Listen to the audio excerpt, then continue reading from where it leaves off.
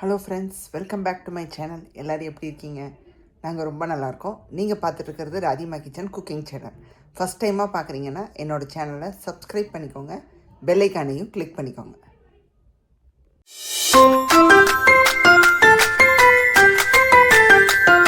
இன்றைக்கி நம்ம சேனலில் என்ன பார்க்க போகிறோன்னா, ஒரு சூப்பரான ரெசிபி தாங்க பார்க்க போகிறோம். இட்லி, தோசை, பரோட்டாக்கெல்லாம் தொட்டுக்கிற மாதிரி ஒரு சூப்பரான ஒரு சைடிஷ் தான் பார்க்க போகிறோம். அந்த ரெசிபியை பார்க்குறதுக்கு முன்னாடி நான் ஒன்று சொல்லிக்கிறேங்க.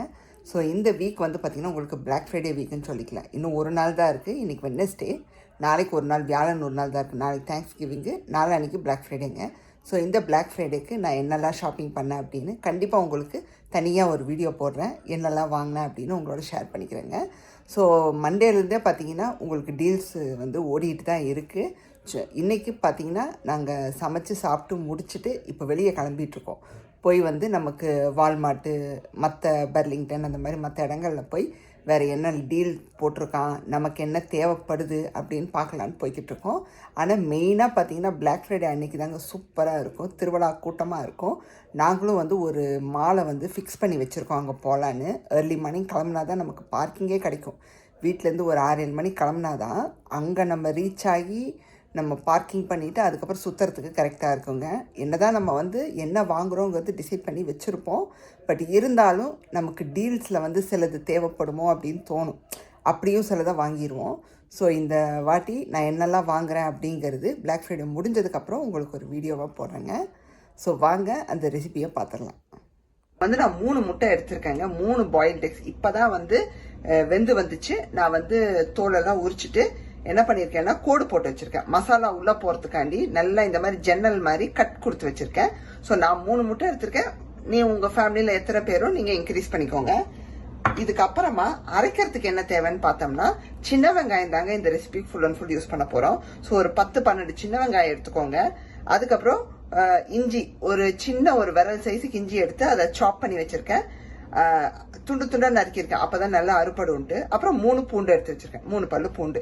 தக்காளி, ஒரு சின்ன தக்காளி ஃபுல் அண்ட் ஃபுல் எடுத்திருக்கேன். இதை வந்து நம்ம அரைச்சிக்க போறோம். எதோடன்னு பாத்தீங்கன்னா, ஒரு 1/4 டீஸ்பூன் சீரகம், ஒரு 1/4 டீஸ்பூன் மிளகு, அதே வந்து ஒரு பிஞ்சுக்கு சோம்பு. இதோட என்ன பண்ண போறோம்னா, இந்த வெங்காயம், தக்காளி, இஞ்சி, பூண்டு எல்லாம் அரைச்சு எடுத்துக்கிறோம். அதுக்கப்புறமா இதெல்லாம் அரைச்சி எடுத்ததுக்கு அப்புறமா மிக்சியில இந்த சின்ன கப்புல 1 கப்புக்கு தேங்காய் எடுத்திருக்கேன். 1 கப்ல ஒரு 3/4 கப்புக்கு தேங்காய் எடுத்திருக்கேன். அப்புறம் ஒரு 4-5 முந்திரி எடுத்திருக்கேன். இதை தனியா அரைச்சு எடுத்து வச்சுக்கிறோம். ஃபர்ஸ்ட் இந்த மிக்சி ஜார்ல இஞ்சி, பூண்டு, வெங்காயம்,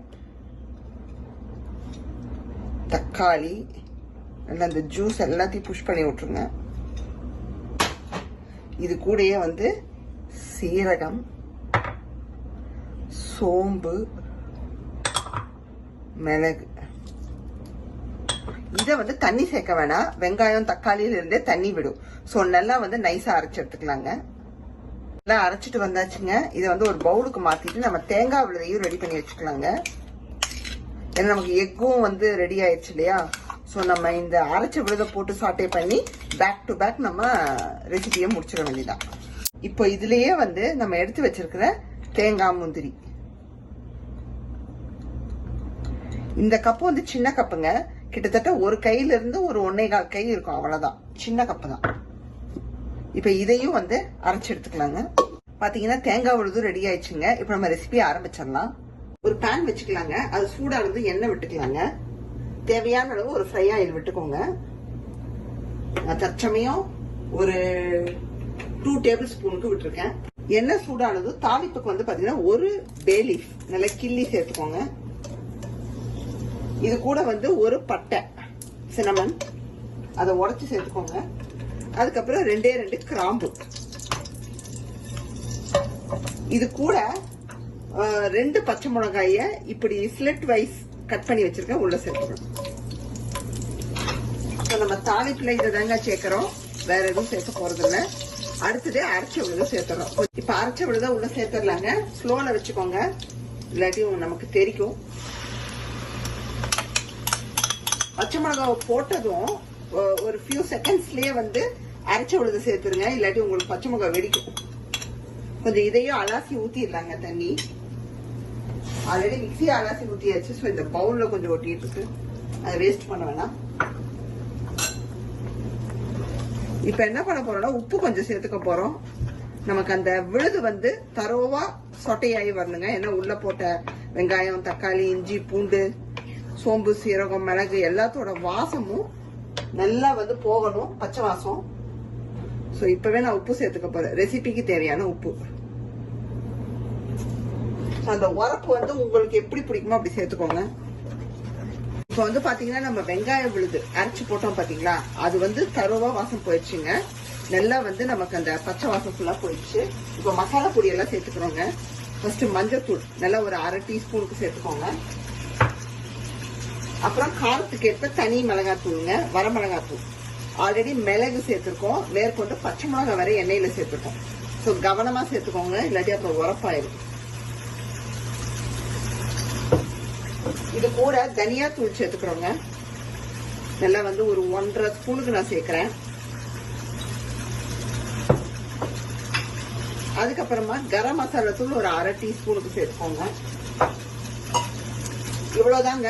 ஏன்னா ஆல்ரெடி நம்ம அரைச்சிட்டோம் மசாலாவெல்லாம் அந்த வெங்காயத்து கூடயே, மிளகு, சீரகம் எல்லாம். அதனால இதை மட்டும் சேர்த்துட்டு நல்லா வந்து வதக்கி விட்டுருங்க.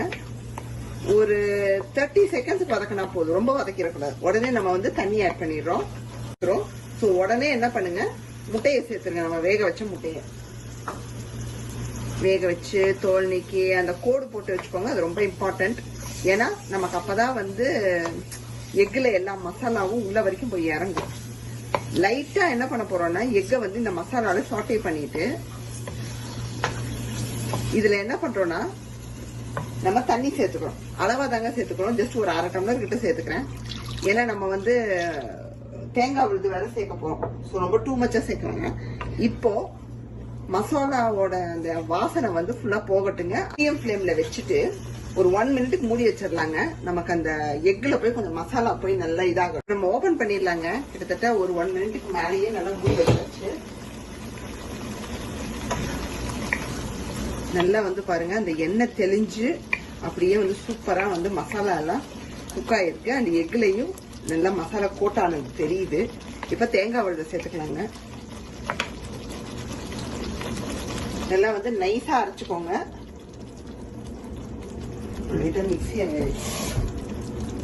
மிக்சி அலம்பியும் தண்ணி சேர்த்துக்கோங்க. இப்ப என்ன பண்ண போறோம்னா தேங்காய் விழுதோட வாசம் போகணுங்க. போனதுக்கு அப்புறமா நம்ம கொத்தமல்லி தூவி இறக்கிடுறோம். அவ்வளவுதான்.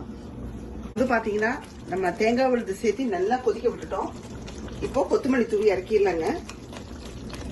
முட்டையை வச்சு பண்ண சூப்பரான இந்த சைட் டிஷ் ரொம்ப நல்லா இருக்குங்க. இட்லி, தோசை, பரோட்டாக்கெல்லாம் அட்டகாசமாக இருக்கும். இன்றைக்கான வீடியோ பார்த்துருப்பீங்க. கண்டிப்பாக உங்களுக்கெல்லாம் பிடிச்சிருக்குன்னு நான் நம்புகிறேங்க. பிடிச்சிருந்தா ராதிமா கிச்சனை லைக், ஷேர் அண்ட் சப்ஸ்கிரைப் பண்ணிடுங்க. பெல் ஐக்கானை கிளிக் பண்ணிடுங்க. உங்களுக்கு வேறொரு வீடியோவில் சந்திக்கிறேன். பாய், see you soon.